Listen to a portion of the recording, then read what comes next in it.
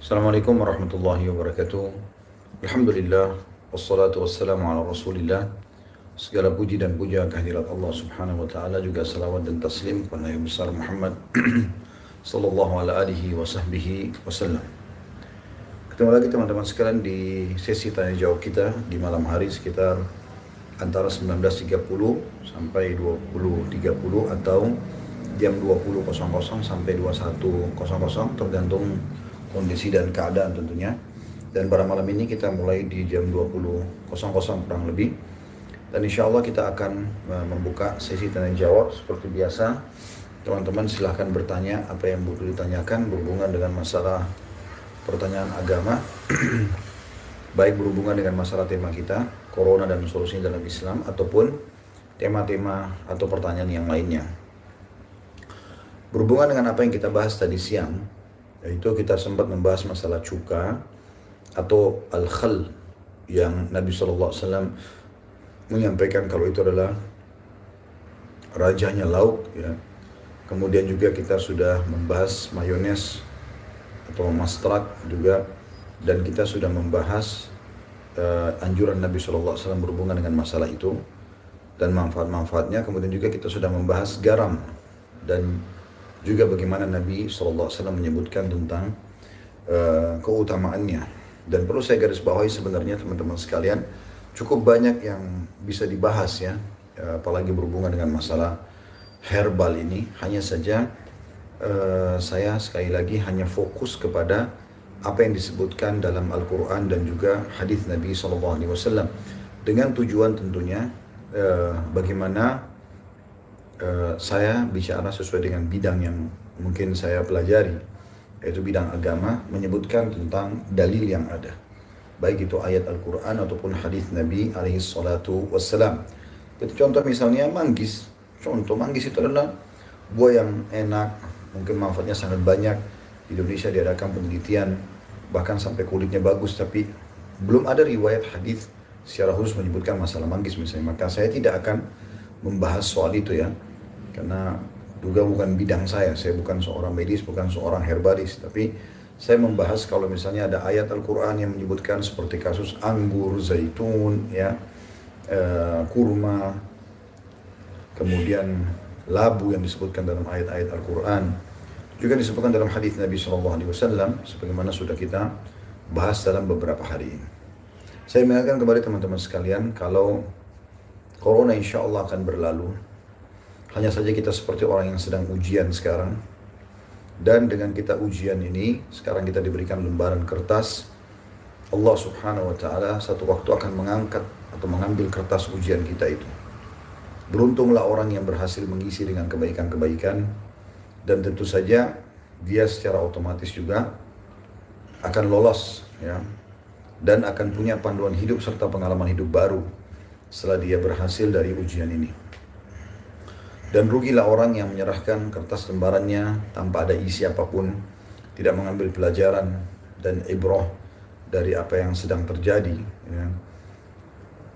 Juga contoh yang lain sebenarnya teman-teman sekalian, seperti kita sekarang orang yang sedang berolahraga, dan Allah subhanahu wa ta'ala mudahkan misalnya dengan olahraga ini, kita berhasil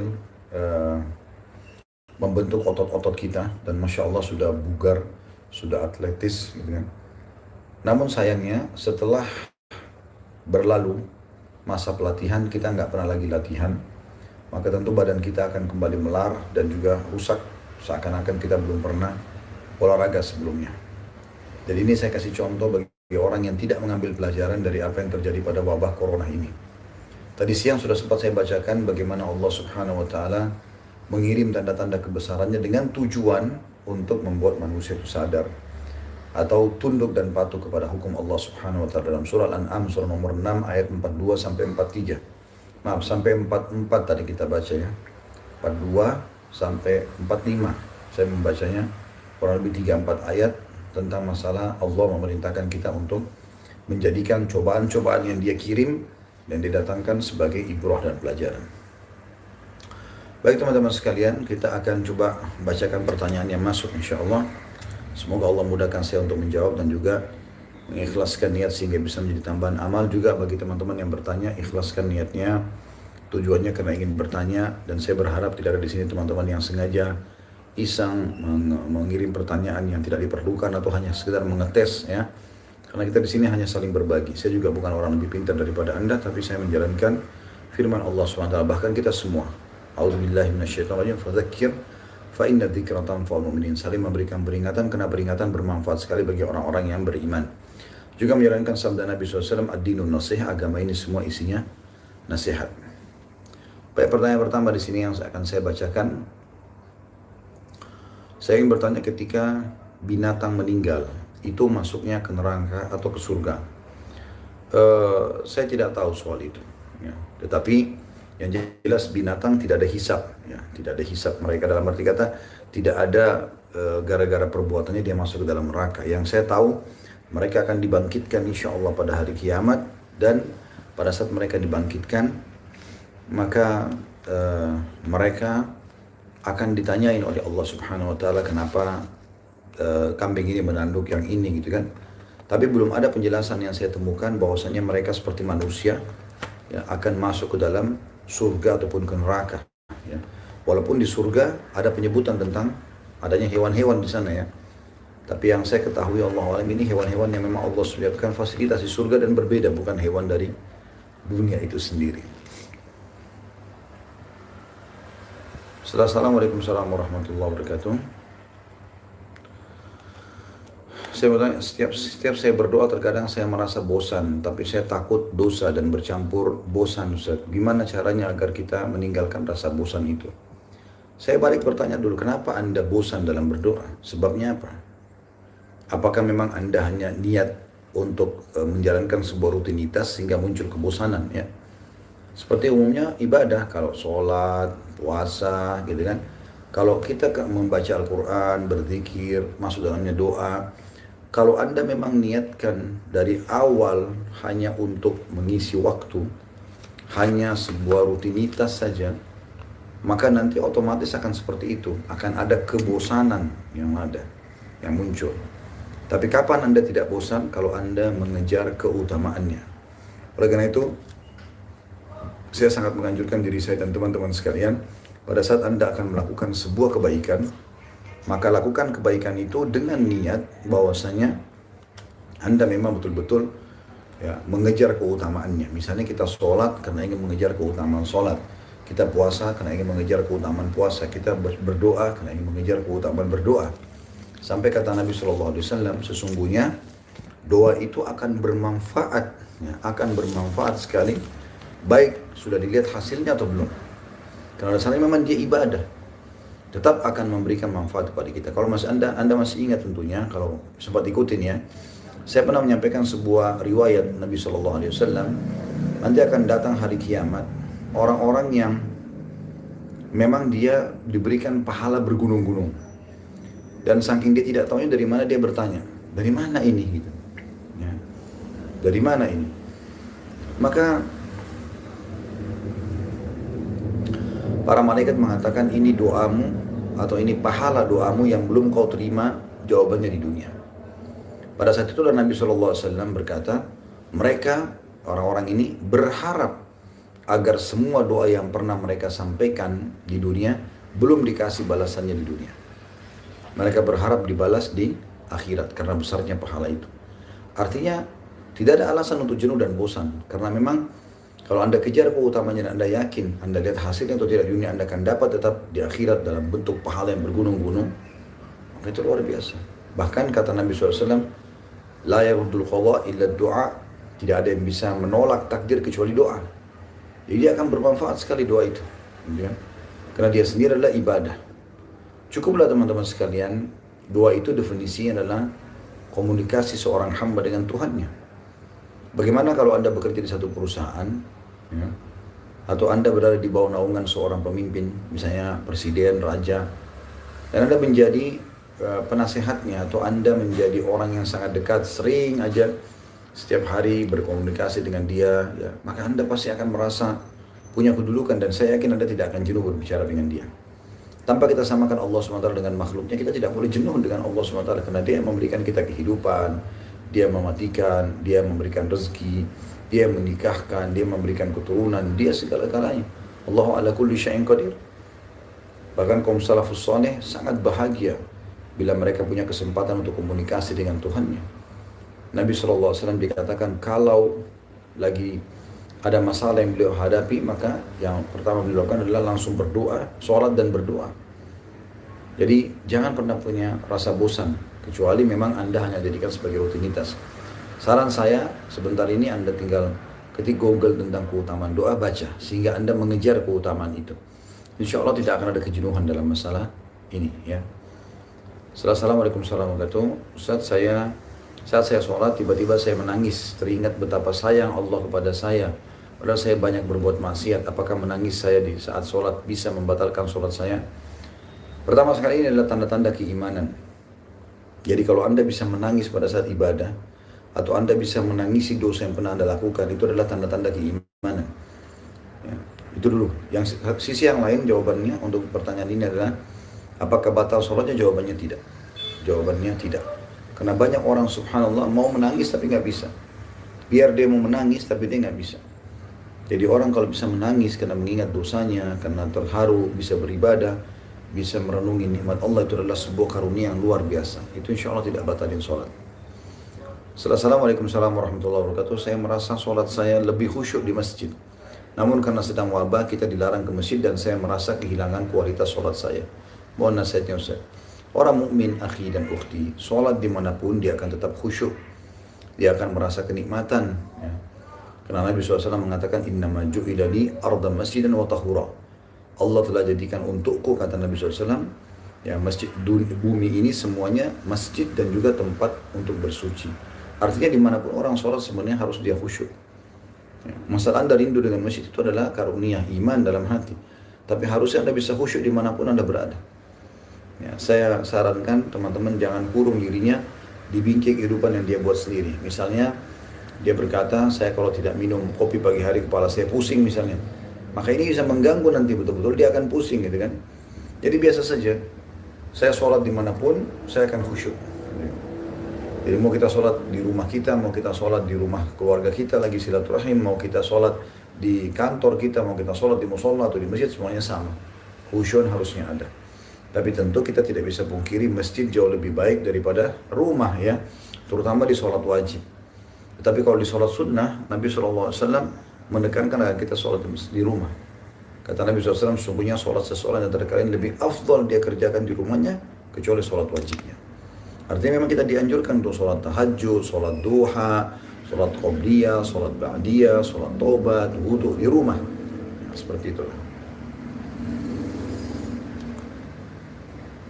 Assalamualaikum warahmatullahi wabarakatuh. Mohon doanya anak dan istri cepat dikaruniai keturunan.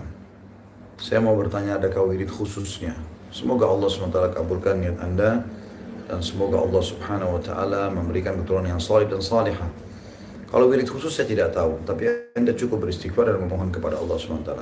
Yang tidak kalah penting adalah Anda harus bersangka baik kepada Allah Subhanahu wa taala, bersangka baik. Jadi kalau Allah belum karuniakan, alhamdulillah. Allah karuniakan, alhamdulillah. Kita nggak ada memungkiri takdir Allah. Lebih tahu kenapa Anda belum dikasih, kenapa Anda sudah dikasih. Atau kenapa Anda dikasih, kenapa si fulan tidak dikasih. Atau terbalik, kenapa dia dikasih, kenapa saya tidak. Allah Maha tahu. Ada orang memang belum saatnya dia dikasih anak. Allah SWT tahu. Mungkin dia belum bisa mengurusnya dan seterusnya. Ada juga yang Allah sudah kasih anak dan terus menerus. Karena Allah tahu dia bisa menjaga amanah itu. Jadi saran saya, nikmati prosesnya. Tetap ikhtiar, tawakal ala Allah, ya. Selain ikhtiar secara agama dulu, berdoa, beristighfar, mohon ampun kepada Allah, minta agar orang-orang soleh mendoakan, kemudian ikhtiar, pindah, makan makanan yang sehat, terutama masalah kesuburan berhubungan dengan kurma, rutok terutama. Kemudian seperti sudah kita bahas, ya, ada madu, ada habbatus sauda, ada zaitun, yang bagus sekali sebenarnya yang dikonsumsi. Kemudian baru Anda ikhtiar secara medis insya Allah. Semoga Allah kabulkan niatnya.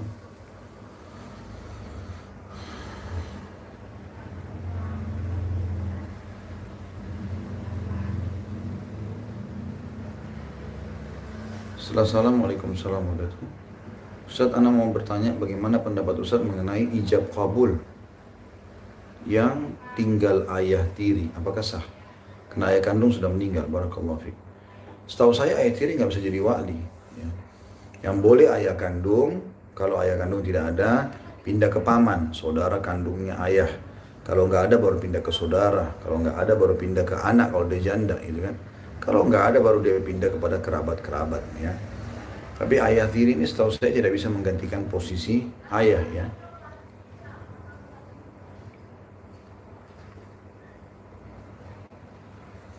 Assalamualaikum warahmatullahi wabarakatuh. Ustaz, apa hukum kalau dalam keadaan begini kita pulang kampung? Di satu sisi saya merantau jauh dari istri dan orang tua. Mohon sarannya Ustaz. Anda lihat kondisi dan keadaan. Kalau memang sifatnya Anda harus ya pulang, dalam arti kata memang di Jakarta, misal contoh kalau di Jakarta, Anda nggak punya pekerjaan, Anda terganggu dengan itu. Anda tidak punya pekerjaan, Anda terganggu dengan itu. Nah sekarang harus bagaimana lagi? Karena memang seperti itu keadaannya ya. Harus Anda ya, meninggalkan pekerjaan itu. Maka di sini silahkan Anda boleh saja tentunya ya, pulang. Karena kalau tidak Anda jadi pengangguran misalnya di Jakarta, kan begitu. Tetapi kalau seandainya Anda bisa saja tidak pulang dulu, misal Anda bisa saja tinggal dan menunggu dulu redahnya keadaan situasi semua ini, maka itu sangat positif. Lebih baik Anda ikuti saran pemerintah untuk mengisolasi diri dulu. Ya, Allahu a'lam. Itu yang saya ketahui.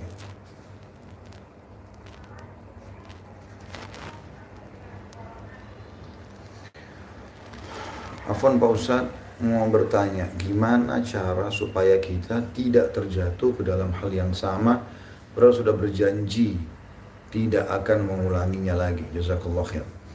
Saya pernah kasih sebuah kaidah sederhana.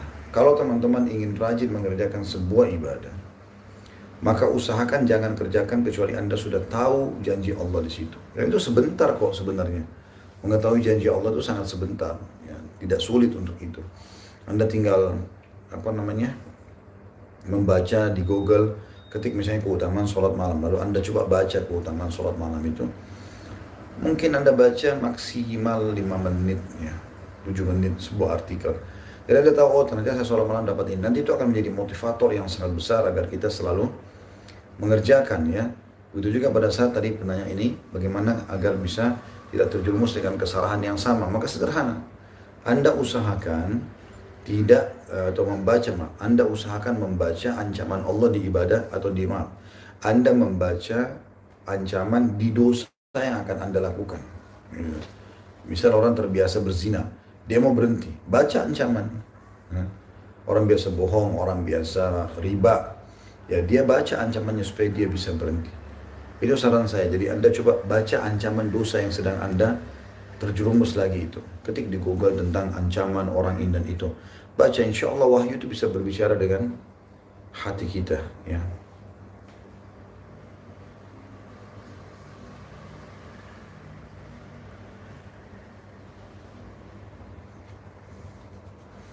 Bagaimana cara kita menyikapi orang-orang yang men-share tentang hadis, barang siapa yang mengingatkan bulan Sya'ban maka dijauhkan dirinya dari api neraka, itu bagaimana Ustaz? Yang saya tahu, sebatas tahu saya, hadis-hadis tentang masalah nisfu Sya'ban itu umumnya lemah, ya. Umumnya lemah, terutama yang berhubungan dengan amalannya, ya.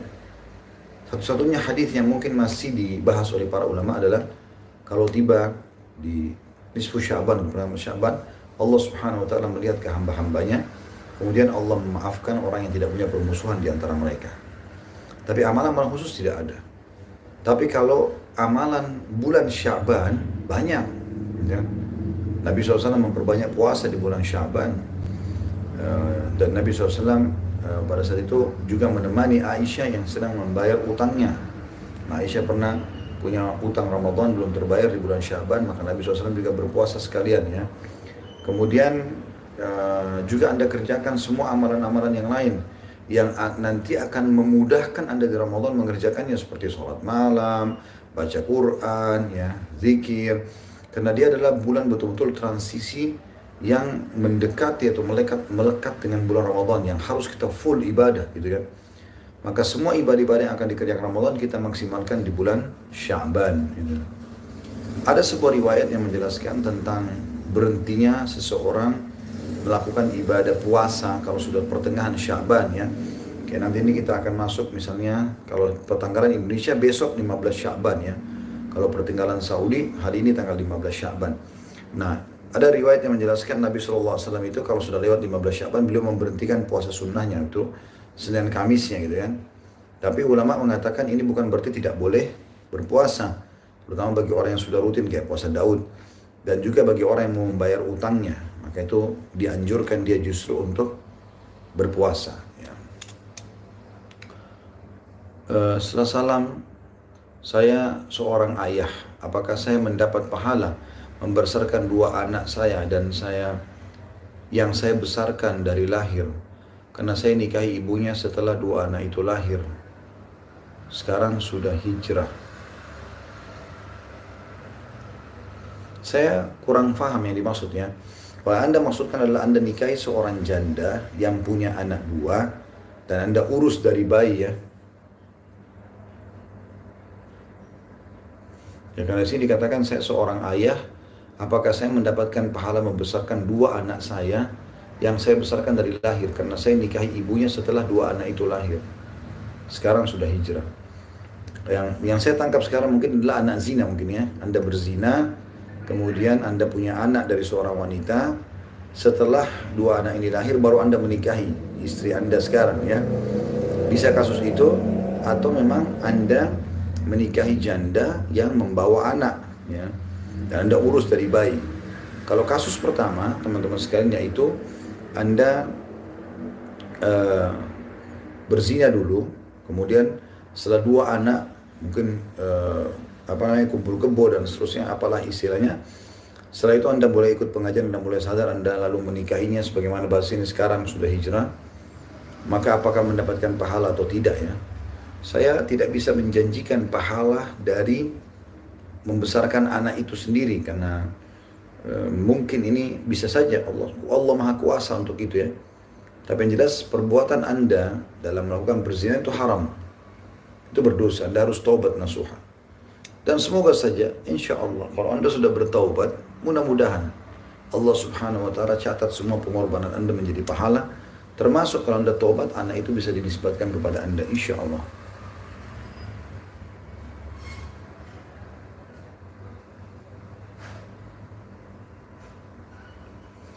Afwan Ustaz, kalau kita sedang baca Al-Quran, lalu suami memanggil dan menyuruh kita melakukan sesuatu yang sebenarnya ia bisa lakukan sendiri, atau menanyakan suatu haruskah kita berhenti mengaji? Ya, harus. Wajib malah. Karena membaca Al-Quran hukumnya sunnah. Melayani suami hukumnya wajib. Kalau bertemu antara wajib haknya Allah dengan wajib haknya makhluk, misalnya Anda lagi sholat, wajib. Misalnya sholat duhur, ibu lagi sholat duhur di rumah atau sholat asar, suaminya panggil. Di sini menjawab panggilan suami wajib, tapi sholat yang kita kerjakan juga wajib. Haknya Allah wajib ketemu dengan hak wajibnya makhluk. Di sini Anda dahulukan haknya Allah. Nggak boleh Anda sama sekali batalkan sholat itu, karena ini sholat wajib. Tapi kalau Anda sedang sholat sunnah, misalnya sholat qabliyah, sholat ba'diyah, sholat duha, misal sholat tahajud, lalu suami panggil, atau kalau Anda belum menikah orang tua panggil, di sini wajib Anda batalkan ibadah sunnah Anda, karena wajib Anda menjawab dia. Seperti itulah, ya. Jadi saran saya,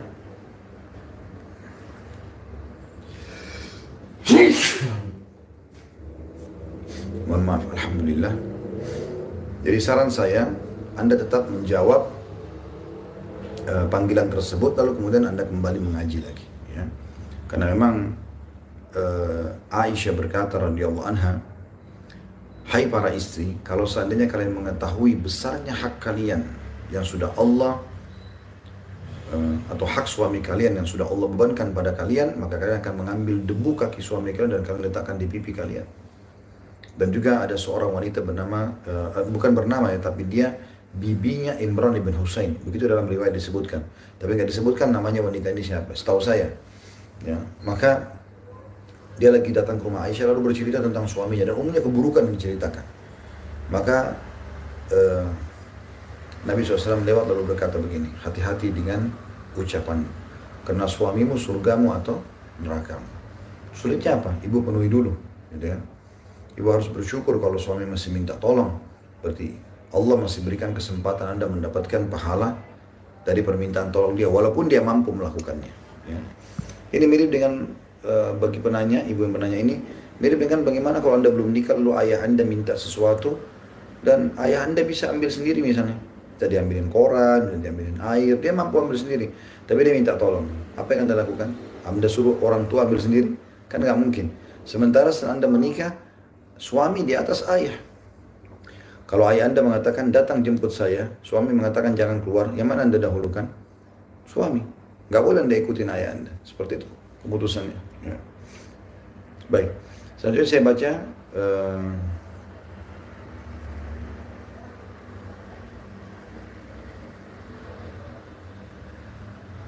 Assalamualaikum warahmatullahi wabarakatuh. Gimana caranya supaya selamat dari fitnah wanita? Karena terkadang susah buat saya dan apa saja balasan buat berteman kepada lawan jenis. Dan mohon doanya agar saya bisa cepat menikah. Nah, jawabannya di akhir kalimat Anda ini. Saya baru mau bilang itu, subhanallah. Anda ingin selamat dari fitnah lawan jenis, yang pertama lakukan adalah menikah. Selama Anda bisa, menikahlah. Ya, karena kata Nabi SAW, siapa yang menikah, man tazawwaja faqad dhamina nisfa dinahu. Dia telah menyelamatkan setengah agamanya. Falyattaqillah fi nisfil baqi.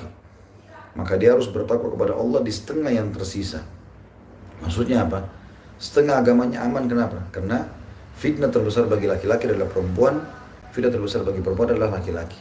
Kapan dia menikah, ada tempat pelampiasan biologisnya yang halal, maka secara otomatis dia akan teredam itu, ya, fitnah wanita. Yang kedua, Anda harus menghindari ikhtilat, bercampur baur antara laki-laki perempuan kecuali darurat. Ya. Anda berusaha supaya jangan sampai Anda berinteraksi sama mereka kecuali darurat sekali. Darurat di pasar, tetangga, tiba-tiba sapa, mungkin darurat. Anda di kantor harus melaporkan sesuatu dan ada wanita, itu mungkin. Itu pun teman-teman harus, kalaupun terjadi, ya, maka jangan berduaan.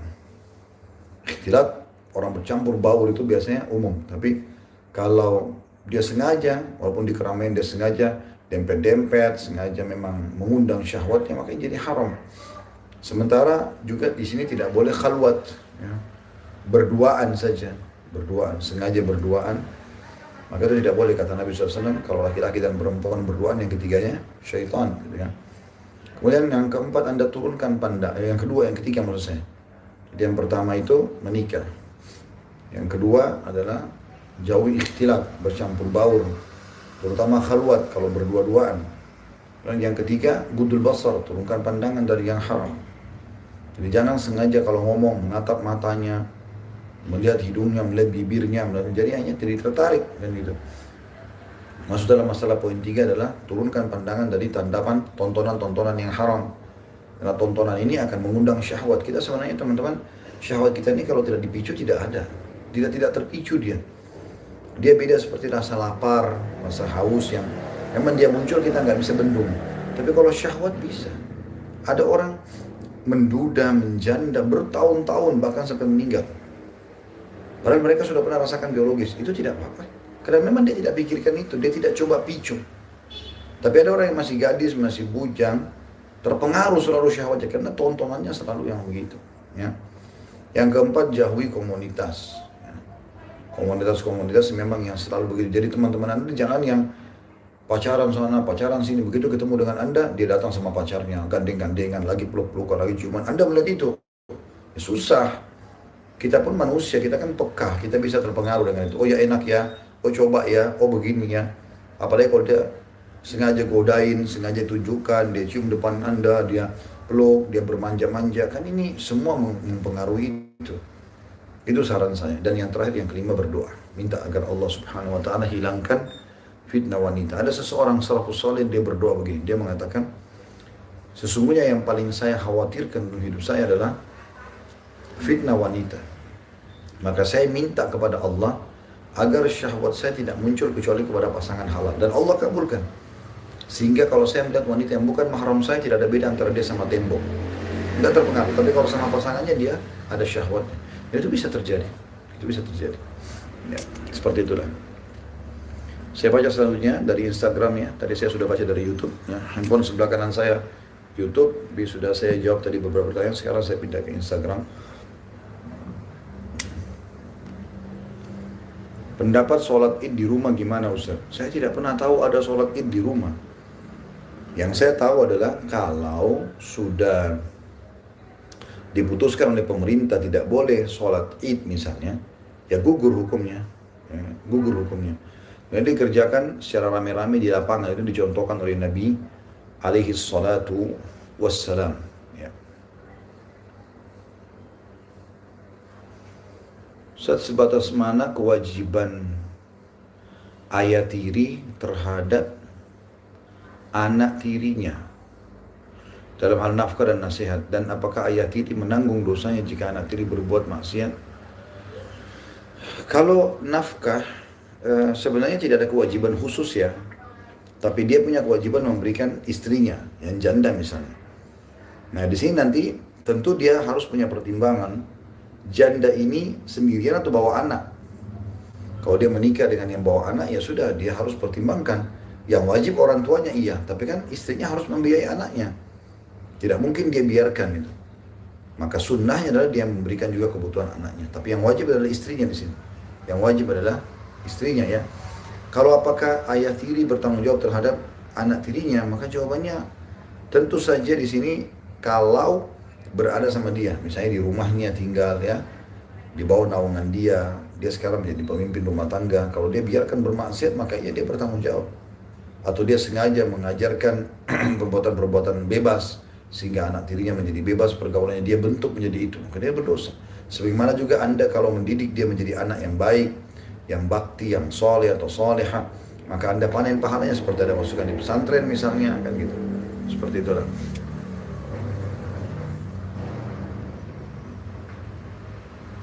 Assalamualaikum warahmatullahi wabarakatuh. Orang tua saya suka minum khamar. Menurut beliau itu menyehatkan. Tapi beliau tahu kalau itu haram. Apakah kami sebagai anak ikut terkena dosanya Ustaz? Pertama sekali kalau ada orang mengatakan khamar menyehatkan, ini aneh. Mana buktinya? Datangkan bukti secara syar'i, secara medis. Gak akan mungkin ada. Nggak usah bicara agama kalau beliau tidak mau bicara agama. Bicara secara medis. Ada dokter yang bilang minum alkohol itu sehat. Kalau ada itu dipertanyakan itu. Yang kita tahu malah kalau Anda pergi ke praktek dokter, sampaikan kepada ayah Anda. Bukankah ayah kalau orang masuk ke dokter, maka yang pertama ditanya, apakah Anda berokok? Ya. Dan apakah Anda minum alkohol? Kalau jawabannya iya, ini jarang sekali dokter perlu periksa lagi. Sudah tahu sumber masalahnya dia. Tapi kalau dia bilang, oh saya nggak merokok, oh saya nggak minum yang beralkohol, di situ baru dokter periksa, mungkin ada masalah lain. Makanya kan ditulis itu besar-besar ya. Di Eropa pun, di negara-negara yang bebas, mereka pikir khamar itu boleh saja dibatasi umur 18 tahun ke atas. Dianggap anak kecil, tidak boleh.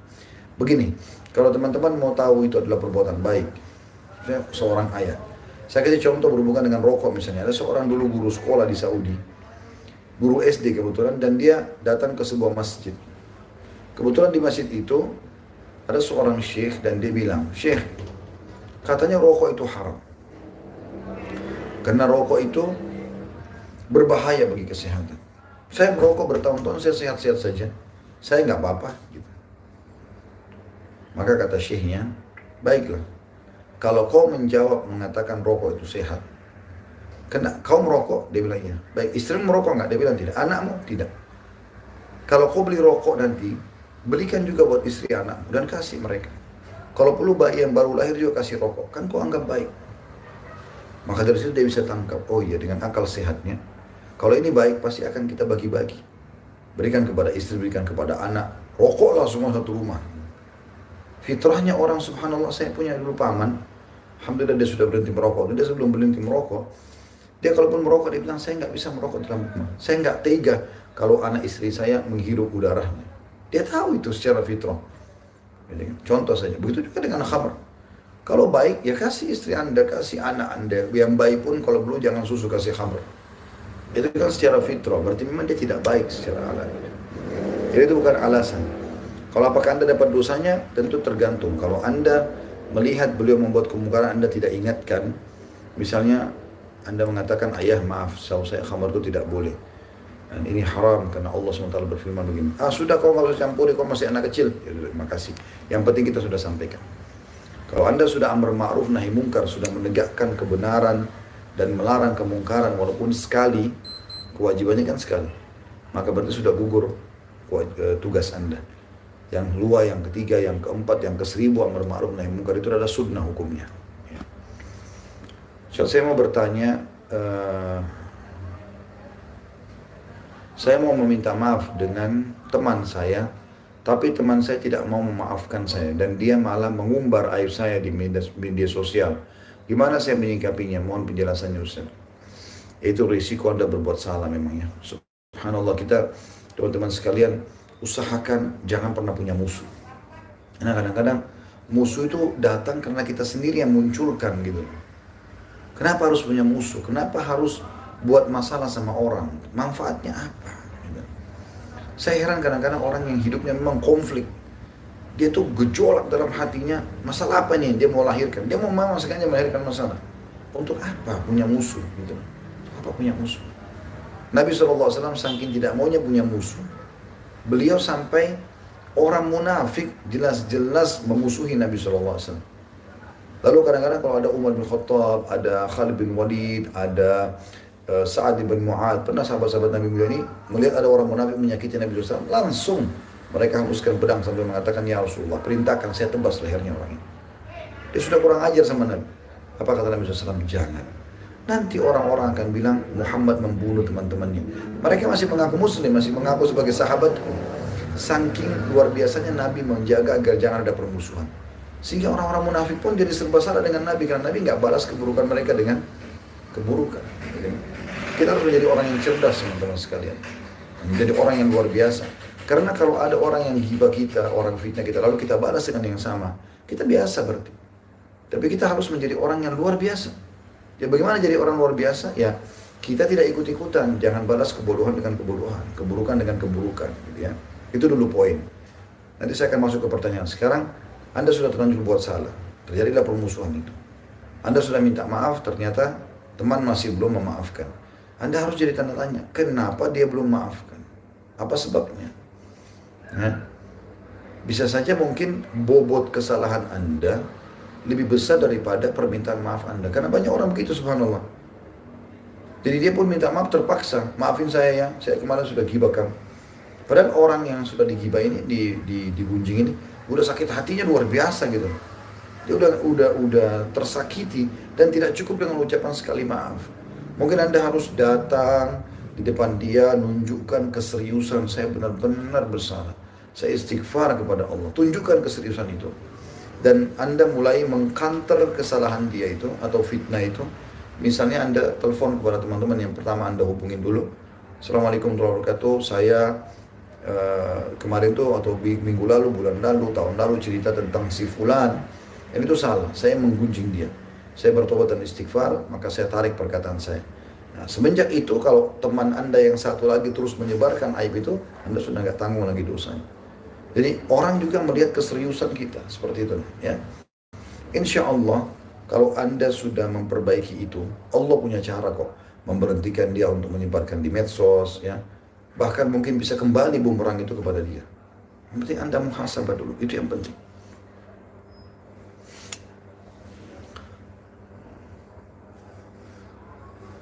Jadi kalau tidak punya utang puasa, ini pertanyaan selanjutnya ya. Dan tidak puasa Daud, lebih baik tidak puasa lagi setelah tanggal 15 Sya'ban. Ya, yang saya ketahui ya, seperti itulah kurang lebih. Karena hadisnya diriwayatkan seperti itu. Assalamualaikum warahmatullahi wabarakatuh. Apa boleh kita waktu sujud dalam sholat berdoa dengan bahasa Indonesia? Berdoa di dalam hati atau dilafadzkan? Setahu saya nggak usah dalam bahasa Indonesia. Dikhawatirkan nanti malah membatalkan sholatnya ya. Jadi saran saya, Anda baca doa-doa sujud, kemudian setelah salam baru Anda berdoa kepada Allah Subhanahu wa taala. Di sini Masya Allah cukup banyak teman-teman yang mendoakan untuk kita semua. Kita mengaminkan insya Allah, semoga Allah jadikan pahala bagi teman yang mendoakan ini. Dan juga teman-teman sekalian, semoga saja ya, siapa yang butuh hajat, yang butuh kita pun doakan di dalam kajian kita ini, semoga Allah SWT kabulkan semua hajat-hajat Anda yang baik. Allah juga mengganti dosa-dosa Anda semua menjadi pahala. Allah juga memudahkan agar Anda bisa beramal saleh, ya, mengisi sisa umur dengan ketaatan, dan juga Allah memberhentikan niat-niat buruk Anda semuanya, insya Allah. Dan kita mengaminkan doa teman-teman yang sudah mendoakan kebaikan, baik untuk kami ataupun teman-teman semua yang telah bertanya di sini ya. Selanjutnya, bagaimana hukum membaca Yasin 41 kali dalam menghadapi masalah? Allahu a'lam. Saya pribadi nggak pernah temukan dalilnya itu ya. Ya, Anda yang benar Anda berdoa dan seterusnya ya, Anda berdoa, Anda bersedekah ya. Itu yang saya tahu. Sambil bermuhasabah tentang inti permasalahan. Tapi membaca Yasin yang 41 kali, Allahu a'lam. Saya tidak pernah tahu ada dalil berhubungan dengan masalah itu ya.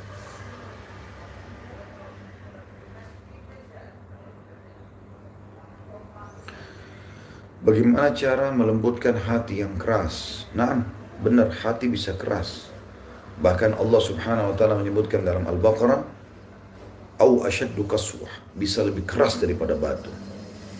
Hati itu dua keadaannya, dia lembut, lunak, dan itu hanya dengan keimanan dan amal saleh, atau dia keras dengan kemaksiatan. Kata Nabi SAW, kalau seseorang hamba berbuat pahala, amal saleh, maka Allah titikkan dalam hatinya titik yang cahaya warna putih. Kalau dia buat lagi amal saleh, cahaya putih lagi. Dia buat lagi amal saleh, cahaya putih lagi. Terus saja begitu, sampai hatinya terang benderang dan dia bisa menyinari orang lain karena kebaikan dia. Dan sebaliknya kalau seorang hamba berbuat keburukan, Allah titikkan titik hitam. Kalau dia tidak bertaubat, Allah titikkan titik hitam lagi. Terus begitu sampai hatinya hitam kelam. Dan ini kata sebagian ulama bisa bermakna hitam kelam, gelap, tidak bisa lagi terima nasihat-nasihat. Biar ada gempa bumi, biar temannya ditabrak depan matanya, tidak menggugah dia sama sekali. Melihat ada jenazah yang dibawa ke kuburan, fenomena alam, gak ada pengaruhnya bagi dia. Bahkan bisa lebih keras daripada batu. Wa na'udzubillah. Baik, bagaimana kalau hati sudah keras? Maka tentu saja diobati. Pengobatannya, karena masalahnya ini penting ya. Yang kata Nabi SAW dalam sebuah hadis, di dalam hati manusia ada segumpal darah, itulah hati kita ya, jantung. Kalau dia baik, baik semua. Kalau dia buruk, buruk semuanya. Ya. Maka memang dia mahkotanya. Jadi fisik kita ini semua akan berpengaruh dari sini. Kalau ini baik, maka akan baik semuanya. Kalau ini buruk, maka buruk semuanya. Bahkan sebagian ulama mengatakan hati yang bersih bisa memberikan cahaya pada wajah, pada tatapan mata, pada ucapan, pada sikap dan akhlak. Hati yang keras, yang rusak, itu bisa merusak semua. Wajahnya walaupun putih, tidak nyaman untuk dilihat. Matanya pun, sorotannya tidak nyaman. Lesu sekali atau jahat sekali gitu kan. Lisannya pun mengucapkan kata-kata yang tidak benar. Sikapnya semuanya buruk. Harus diperbaiki. Yang pertama, taubat kepada Allah Subhanahu wa taala. Karena kata Nabi SAW, "Taubat tajubu ma qablah." Taubat membersihkan semua kesalahan yang lalu-lalu. Artinya, yang tadi kotor-kotor hitam di dalam hati itu bersih dengan taubat. Karena bisa membersihkan semuanya.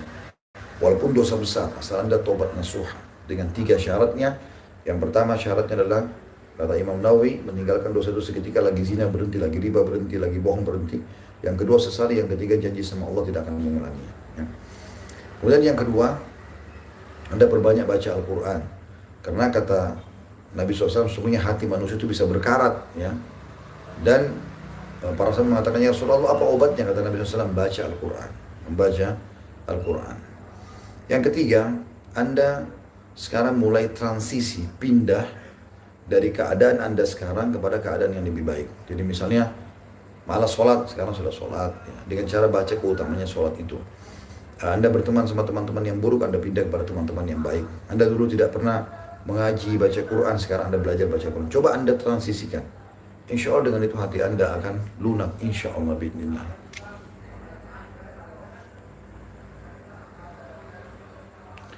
Selanjutnya, gimana sikap kita atau punya pasangan yang suka selingkuh? Sudah menasihati tapi tetap seperti itu dan diulang kembali. Kalau ini betul yang Anda sampaikan ya, karena saya cuma menjawab apa yang Anda sampaikan saja. Kalau betul apa yang terjadi, dia selingkuh, dan ingat makna selingkuh perbuatan zina. Jangan anggap selingkuh kalau orang menikah, poligami misalnya. Yang maksudnya adalah selingkuh, memang betul-betul dia melakukan perzinahan yang haram. Di sini Anda sudah nasihatin tidak mau, maka saran saya istikharah. Nasihatin berapa kali nggak mau dengar, istikharah. Minta sama Allah petunjuk, ini pernikahan dilanjutkan atau tidak. Sholat 2 rakaat caranya, ya. Berwudu yang benar, sholat 2 rakaat. Setelah salam, kalau Anda tidak hafal, ketik saja. Doa istikharah di Google. Keluar, baca. Di antara maknanya kan, ya Allah, kalau perkara ini, pernikahan saya sama fulan atau fulana, baik untuk agama saya, ya, dunia saya, akhirat saya, maka mudahkan berkah. Kalau buruk, maka jauhkanlah saya darinya dan juga jauhkan dia dari saya. Dan tentukanlah takdir yang baik untuk saya dimanapun saya berada dan buat saya ridho. Maka Allah punya cara. Kalau dia memang masih baik sama buat Anda, Allah akan buat dia berubah jadi taubat. Kalau dia buruk, maka akan makin jadi dan Anda akan bercerai. Jangan habiskan umur pada pasangan yang tidak bisa diatur. Ya. Gak mau ikut ketaatan kepada Allah SWT, ya sudah, biarkan dia jalan. Bahasakan sama dia. Kalau tidak mau berubah, ya silahkan, tapi bukan dengan saya. Gitu kan gitu. Jadi jelas. Bagaimana bila membeli kitab tentang 4 madhab dan mempelajarinya? Saya sarankan jangan buru-buru dulu ini ya. Kalau Anda masih baru menuntut ilmu, belajar dasar, salah sholat, banyak buku-buku yang kecil, yang mudah untuk difahami. Nanti insya Allah kalau sudah terbiasa nanti, udah sering menuntut ilmu, baru Anda pindah ke itu, ya, baru pindah. Saya punya buku fikih, judulnya itu memang fikih 4 madhab. Langsung disebutkan madhab fulan, madhab Hanafiyah mengatakan begini, Malikiyah mengatakan begini, Syafi'iyah begini, Hanabilah begini. Ada memang di situ dijelaskan. Betul. Tapi saya pun pada saat membaca, ya, saya butuh ilmu, background ini. Ini pada saat saya baca, kadang-kadang juga ada buku yang lengkap dengan ada yang lengkap dengan dalil, ada yang tidak lengkap dengan dalil, gitu kan. Ini butuh panduan guru, benar gak ini? Dan yang mana saya harus pilih? Padahal bertemu dengan di antara dalil-dalil tersebut, gitu kan. Maka ini butuh ilmu khusus ya masalah ini. Saya sarankan bertahaplah dalam belajar agama itu.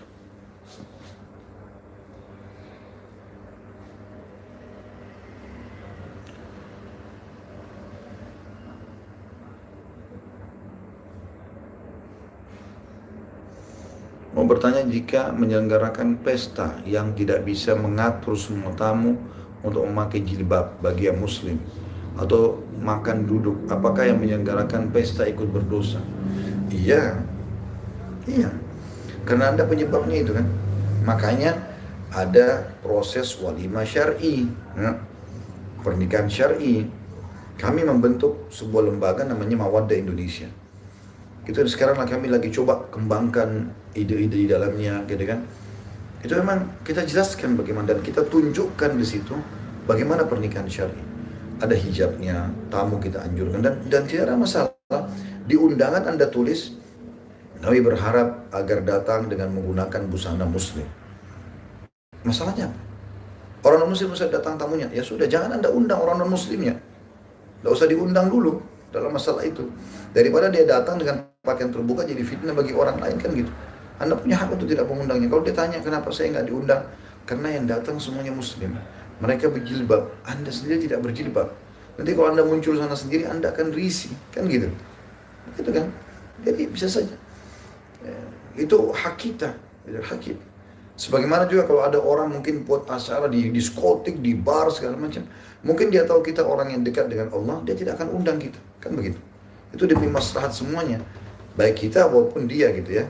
Tentu Anda akan punya andil. Oleh karena itu teman-teman, sudah saatnya sekarang kita hijrah. Dan hijrah tidak boleh setengah-setengah. Hijrah menjadi kadang tidak baik menjadi kadang baik, gitu kan. Termasuk masalah pernikahan, pergaulan, pendapatan, semuanya harus diubah. Allahu a'lam, ya.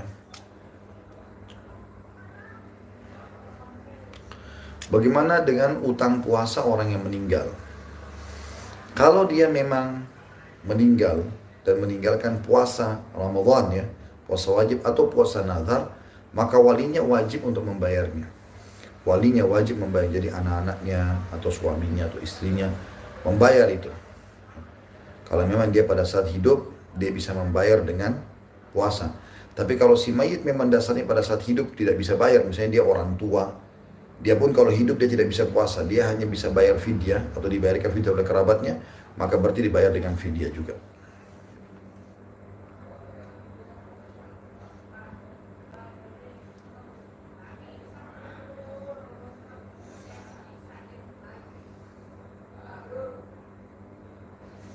Assalamualaikum warahmatullahi wabarakatuh. Gimana caranya bersabar sebagai ibu dalam mengasuh anak? Harus bersabar, memang harus bersabar. Jadi, kiat yang pertama kalau saran saya ya, kenali jenjang umur anak. Itu dulu yang pertama. Jadi memang ibu yang bertanya ini dan semua muslim dan muslim yang sedang mendengar acara kita harus paham ini ya. Jadi ada tahapan anak itu. 7 tahun pertama itu memang alam bermain. Dan dia mau tahu segala macam cara. Makanya dia manjat sana, loncat sana, main, kadang-kadang bahkan sampai begadang malam hari. Saya punya anak-anak di rumah dan masih kecil-kecil. Kadang-kadang mungkin istri saya pusing pada saat melihat itu keadaannya. Tapi saya membahasakan ini umur mereka, memang umur mereka ini, umur bermain. Makanya Ali bin Abi Thalib berkata, radhiyallahu anhu, didik anakmu dengan 7 tahun dikali 3. 7 tahun pertama semuanya dengan kelemah lembutan, bermain sama mereka. Memang begitu alamnya. Dengan penuh kasih sayang kita merangkulnya. Makanya Nabi SAW pernah pada saat lagi sholat asar, ya satu waktu. Beliau ternyata waktu sholat asar itu lama sekali sujud. Sampai beberapa sahabat mengatakan, kami mengira terjadi sesuatu pada Nabi SAW. Dikira Nabi sudah meninggal kah atau apa gitu. Karena lama sekali. Dan zaman dulu tidak ada mikrofon pengeras suara, gitu kan. Maka Nabi SAW setelah lama sekali sujud beliau bangun, tahiyat lalu salam. Kata para sahabat, setelah salam kami baru mengetahui. Ternyata yang membuat Nabi SAW sujud lama tadi itu, karena di pundak beliau ada Hasan dan Husain, 2 cucunya, anak kecil. Waktu itu masih di bawah 7 tahun. Lagi naik di pundak Nabi. Lalu para sahabat mengatakan, ya Rasulullah, tadi kami kira Anda tadi terjadi sesuatu yang buruk.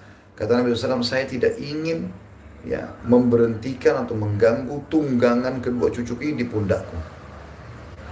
Itu lagi sholat ya. Juga Imam Bukhari mengkhususkan bab namanya bab bolehnya menggendong bayi pada saat sholat ya. Karena Nabi SAW pernah dalam riwayat yang diangkat oleh beliau pernah menggendong cucunya bernama Umamah. Digendong karena mau sama Nabi pada saat itu. Pada saat Nabi SAW rukuk, beliau letakkan di tempat sujud atau di depannya. Pada saat berdiri ke rakaat kedua, beliau gendong kembali. Juga pernah Nabi SAW mendengar atau sholat, lalu beliau percepat sholatnya. Tidak seperti biasanya gitu. Maka pada saat dipercepat sholatnya, tiba-tiba saja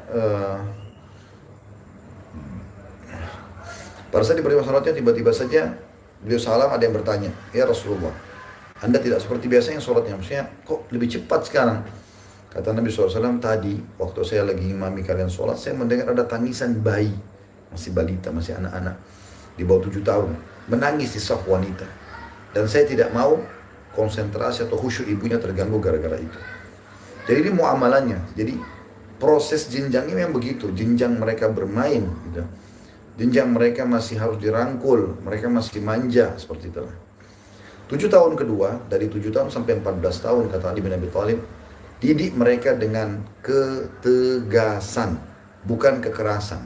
Misal, ayah atau abi nggak mau atau umi nggak mau kamu buat seperti ini.